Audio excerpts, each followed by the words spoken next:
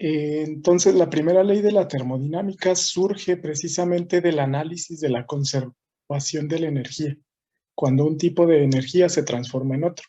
Básicamente, el balance general de entropía nos dice, perdón, de energía, nos dice que la energía total que entra al sistema menos la energía total que sale es igual al cambio de energía del sistema.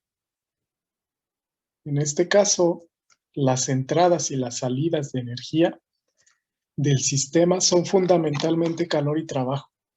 Como vimos en sesiones pasadas, la única forma en la que el sistema gana o pierde energía es en forma de realización o consumo de trabajo o de ganancia o pérdida de calor. Vimos que la convención de signos es la siguiente. Cuando se ejerce trabajo sobre el sistema, es decir, el sistema consume trabajo, vamos a considerar trabajo positivo. Si el sistema produce trabajo, en cambio, se considera negativo, porque ese trabajo lo pierde el sistema. Ejemplos de sistemas que consumen trabajo es, por ejemplo, una bomba. Una bomba hidráulica consume potencia eléctrica. Ejemplos de sistemas que producen trabajo puede ser una turbina. Una turbina es un sistema que, mediante la acción de un eje rotatorio, produce trabajo. Por regla general, siempre que haya desplazamiento de las fronteras de un sistema, va a presentarse trabajo. Para el caso del calor, si un sistema consume calor, es decir, calentamos el sistema para que aumente su temperatura, se va a tomar el calor positivo. Si el sistema libera calor, se va a tomar negativo. Ok, la ecuación entonces para el trabajo es menos la integral desde el volumen 1 al volumen 2 de presión diferencial volumen. Vamos a ver cómo se pueden ver desplazadas las fronteras del sistema. Vamos a retomar un ejemplo que estábamos analizando.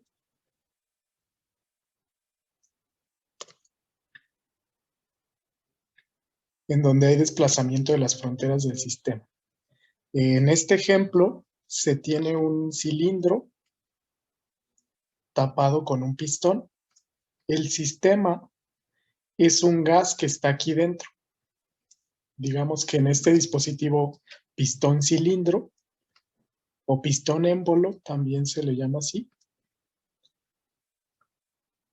tenemos un gas. Este gas ocupa cierto volumen a cierta presión.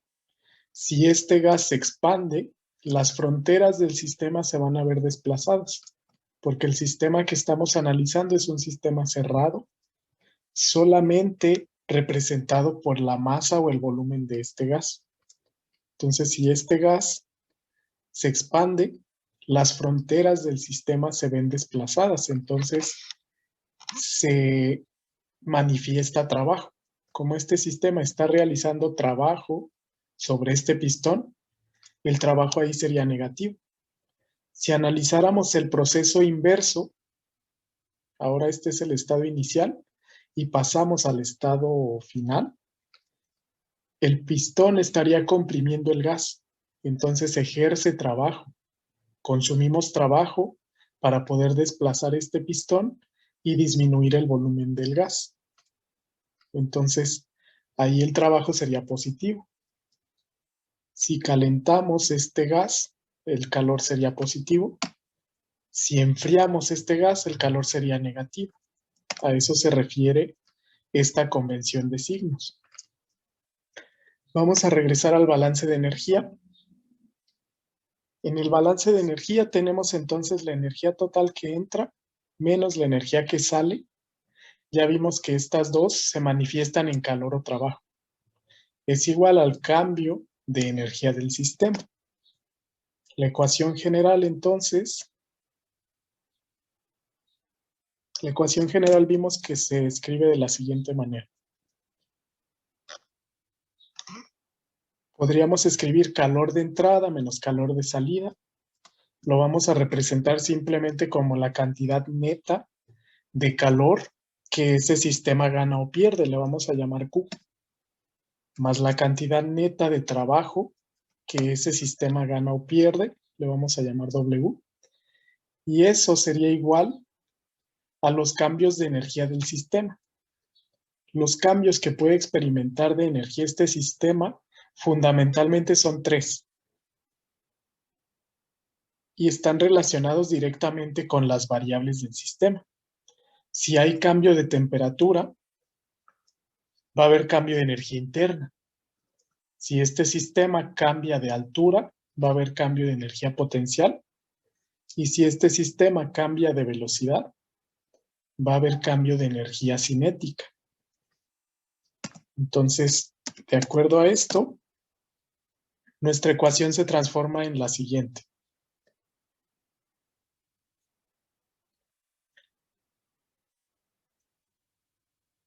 Que vamos a tener cambio de energía cinética más cambio de energía potencial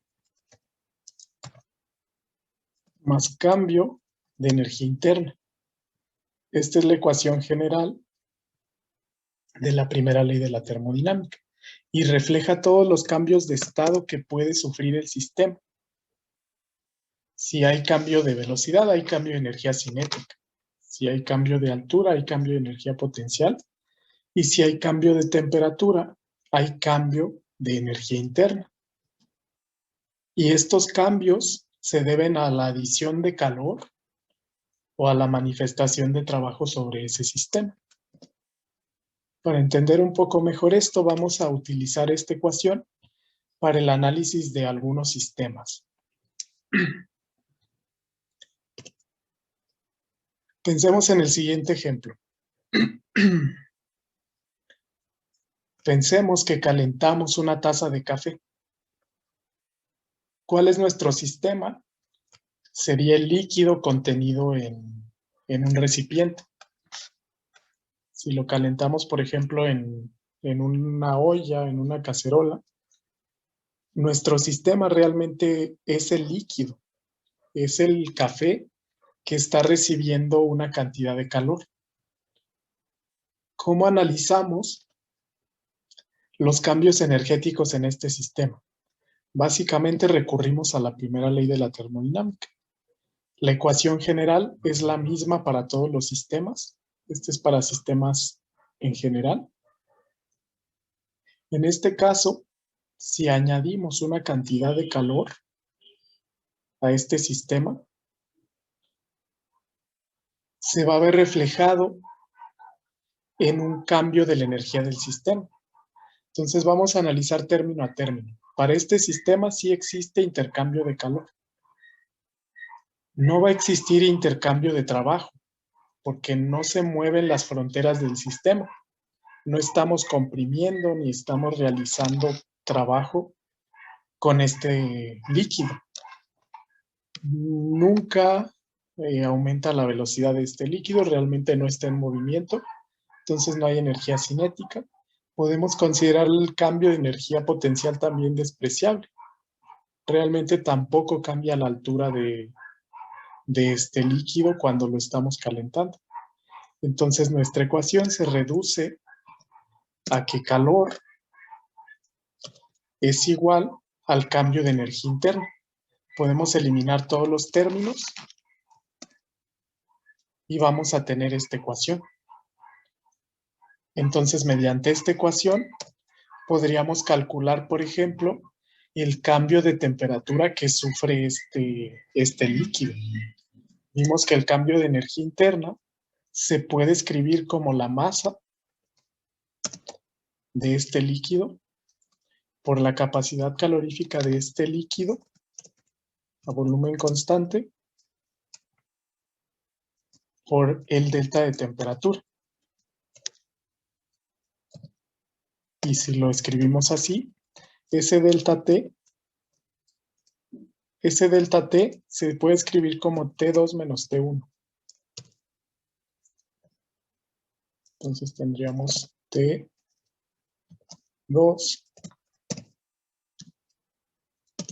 menos T1.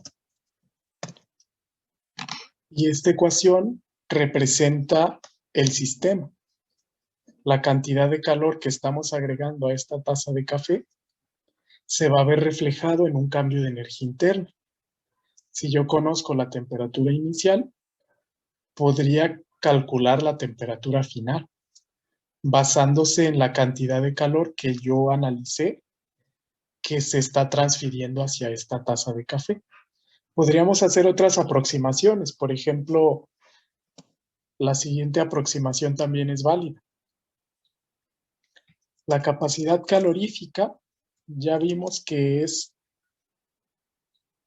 La capacidad calorífica ya vimos que es una medida de qué tanto calor se requiere para aumentar la temperatura de un fluido.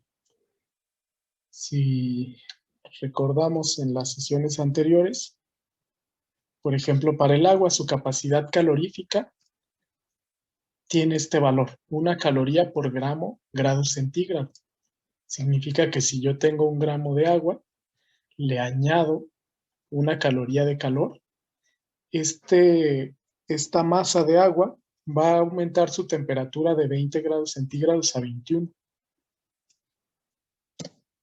Entonces, de acuerdo a esto, yo podría investigar el valor de la capacidad calorífica de ese fluido. Usualmente, la capacidad calorífica del café es muy similar a la capacidad calorífica del agua. Entonces, podría usar ese valor. Esa sería una aproximación. En dado caso, lo podríamos investigar en tablas. Otra aproximación es que para líquidos, la capacidad calorífica a volumen constante es igual a la capacidad calorífica a presión constante. Para líquidos. Por lo que simplemente se considera un único valor, llamado C, que es la capacidad calorífica. Entonces podríamos escribirlo así. Por lo tanto, si nosotros queremos calcular la temperatura final de este fluido, podríamos despejarlo de ahí. Simplemente sería la cantidad de calor dividido entre la masa por la capacidad calorífica y eso más la temperatura inicial. Entonces, mediante el análisis de las transformaciones energéticas que ocurren en este sistema, podemos predecir la temperatura final. Es decir, podemos predecir cómo cambia la variable temperatura cuando nosotros añadimos una cantidad de calor. Tendría que conocer qué cantidad de calor se añadió. Esta cantidad de calor que se añadió, yo la podría calcular, por ejemplo, a partir del fuego. A partir del fuego, si utilizo una resistencia eléctrica, también a partir de la potencia eléctrica. Entonces, este es uno de los usos que tenemos de la primera ley de la termodinámica. Básicamente, nos sirve para predecir cuáles van a ser los cambios de las variables. Y para esto yo utilicé una función de estado, que es cambio de energía interna. Este cambio de energía interna realmente está asociado a la temperatura. Ese es un ejemplo del uso de la primera ley.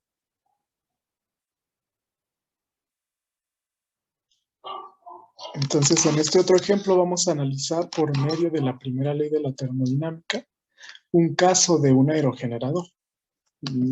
Como les comentaba, un aerogenerador no es más que un dispositivo mecánico accionado por la velocidad del viento.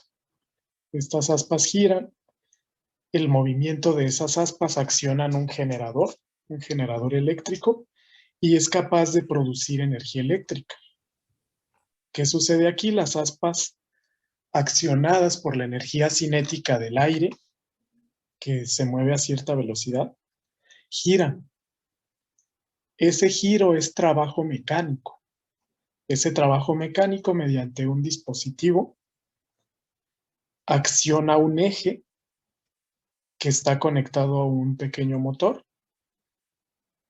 Este movimiento del eje mediante un mecanismo de transmisión hace que gire otro eje de un generador. Este es un generador eléctrico, básicamente un generador eléctrico mediante el movimiento de un eje produce electricidad. Tiene una serie de imanes con campo magnético que generan un campo eléctrico. Ese campo eléctrico simplemente se conduce a través de un material conductor generando electricidad. La electricidad es un flujo de electrones. Entonces, ¿cómo analizamos mediante la primera ley de la termodinámica este ejemplo? Básicamente, imaginemos que tenemos viento. Aquí se tiene una cantidad de energía cinética con una velocidad. Esa cantidad de energía cinética se transforma en trabajo. Yo puedo predecir la cantidad de trabajo que podría producir este aerogenerador. Vamos a recurrir a la primera ley. Vamos a hacer una serie de suposiciones. De inicio yo sé que sí voy a requerir el término de trabajo y sí voy a requerir el término de energía cinética. Vamos a analizar los otros ejemplos. Analizo si se calienta o digamos se libera calor de este sistema. Yo puedo suponer que no se consume calor ni se produce calor. Puedo considerar que este sistema es adiabático. Cuando Q es igual a 0, se llama sistema adiabático. Ok. ¿Qué otra cosa podemos analizar? El cambio de energía potencial. El cambio de energía potencial realmente no hay cambio de altura en el caso de este sistema. Entonces tampoco hay cambio de energía potencial. Yo puedo considerar que mi sistema sea, por ejemplo, el aerogenerador, propiamente las aspas, que generan trabajo. Posteriormente, la energía interna. Solo hay cambio de energía interna cuando hay cambio de temperatura. Yo puedo considerar que no hay cambio de temperatura cuando se está moviendo este eje. Entonces, mi ecuación reducida básicamente elimina todos los términos que no son energía cinética ni trabajo. Entonces, la cantidad de trabajo que yo puedo producir a partir de esa diferencia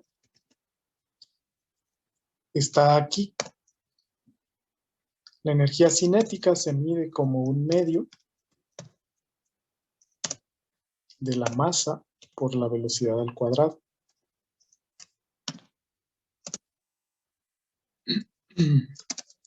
Vamos a ponerle delta V cuadrado. Esto sería el cambio de velocidad que tiene el aire. Velocidad 2 menos velocidad 1. Entonces, esta es la primera ley aplicada a un generador eólico. Hay otras cosas aquí que yo puedo utilizar también. Puedo generar, por ejemplo, potencia. Yo puedo calcular a partir de esta ecuación la potencia de un aerogenerador. La potencia, recuerden que es trabajo por unidad de tiempo. Entonces, sobre esta misma ecuación, podemos realizar lo siguiente. Aquí yo divido entre tiempo, también divido entre tiempo del otro lado de la ecuación.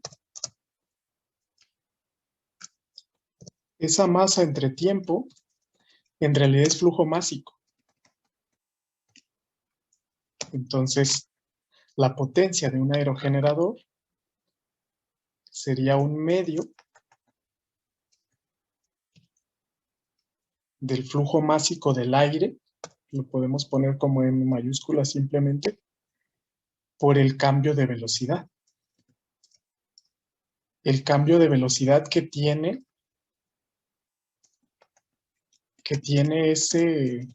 esa corriente de aire, digamos, cuando incide sobre las aspas de un aerogenerador. Además, aquí M entre T es M mayúscula, ese es flujo másico. Digamos, es la cantidad de kilogramos por unidad de tiempo que pasan por las aspas de este aerogenerador. Yo tengo además multiplicado por velocidad al cuadrado. Esta velocidad se puede cambiar en términos de otras unidades. Sabemos que velocidad es, por ejemplo, longitud por unidad de tiempo.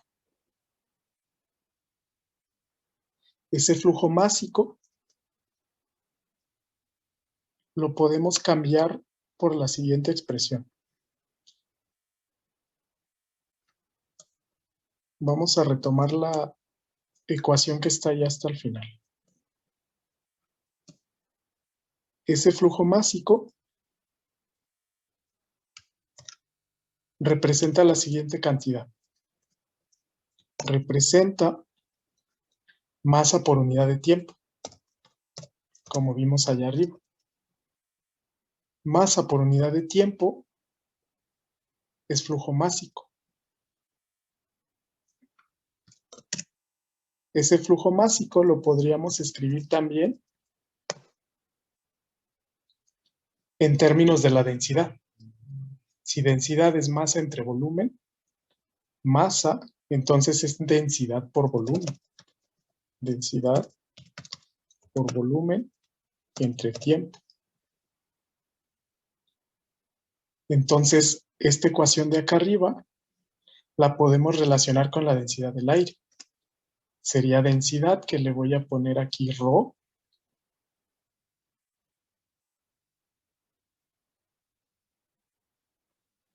por volumen. Este sería, digamos, el flujo volumétrico del aire.